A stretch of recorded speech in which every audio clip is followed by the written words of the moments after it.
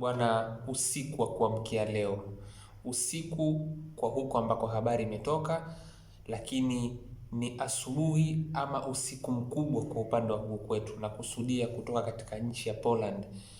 Kuna habari ambayo ni exclusive kutoka katika nchi ya Poland ambayo imetoka kwa mwandishi anayefahamika kama Szymon Jańczyk.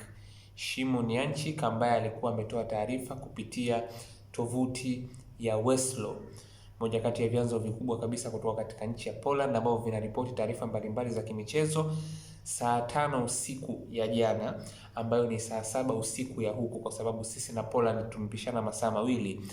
Ametoa exclusive story kwamba Depu Laurindo Aurelio ambaye anafahamika kama Depu, mshambuliaji ambaye amekuwa akizungumzwa sana kujiunga na Young Africans, amethibitisha kwamba kunategemewa kuwa na transfer ya huyu mchezaji kutoka katika klabu ya Radomiak kuja katika klabu ya Young Africans. Sasa huyu Szymon Jańczyk ni miongoni mwa waandishi wakubwa kabisa katika nchi ya Poland.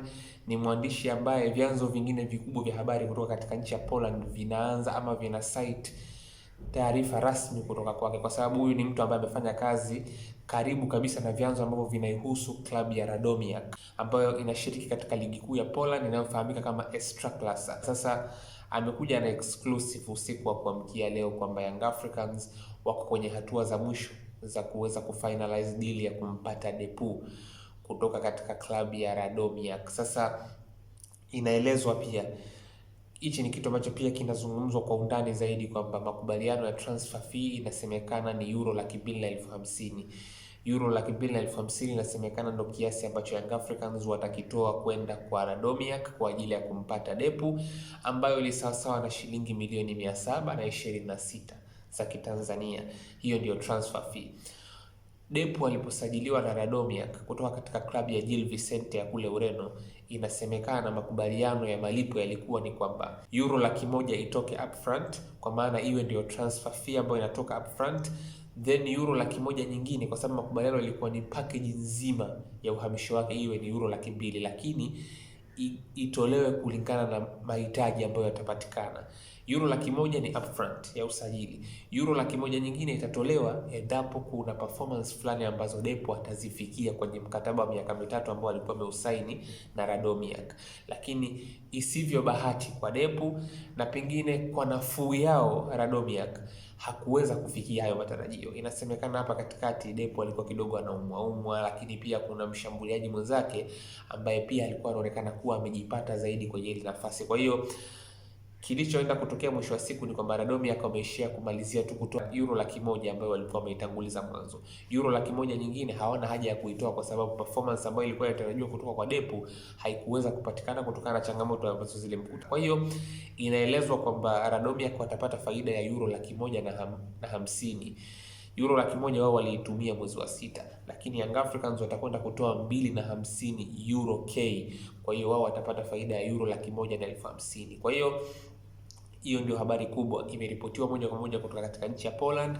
Mwandishi ni Szymon Jańczyk, na taarifa ikishakuwa inatoka kwenye nchi ambayo mchezaji anahusishwa kuhamia katika vilabu vyetu, basi almost certain hii ni done deal. Nilishawahi kubainisha nafikiri kwenye video iliyopita kuhusu Depu kwamba hivi sasa Young Africans inaonekana kulikuwa kuna mazungumzo baina ya mchezaji na klabu ya Young Africans ambayo ndio ilikuwa interested, lakini taarifa ambayo imekuja kutolewa na Szymon Jańczyk inathibitisha kwamba makubaliano ya klabu na klabu pia yameshafikiwa. Kwa hiyo ada ya uhamisho ya takriban euro 250,000 ambayo nimetoka kuhitaji hapa, ambayo ndio Young Africans inasemekana watailipa kwenda kwa Radomiak. Kwa hiyo hii bwana ni biashara ambayo inasubiri kutangazwa kwa sababu inaelekea kukamilika. Makubaliano yanaonekana kuwa yamefikiwa na yanaonekana ni imminent, hii taarifa itatoka. Kwa hiyo taarifa kubwa nilionayo ni hiyo kwa wakati huu, ni kwamba inaonekana ni kama vile Pedro Goncalves bila wasiwasi wowote atampata mtu wake.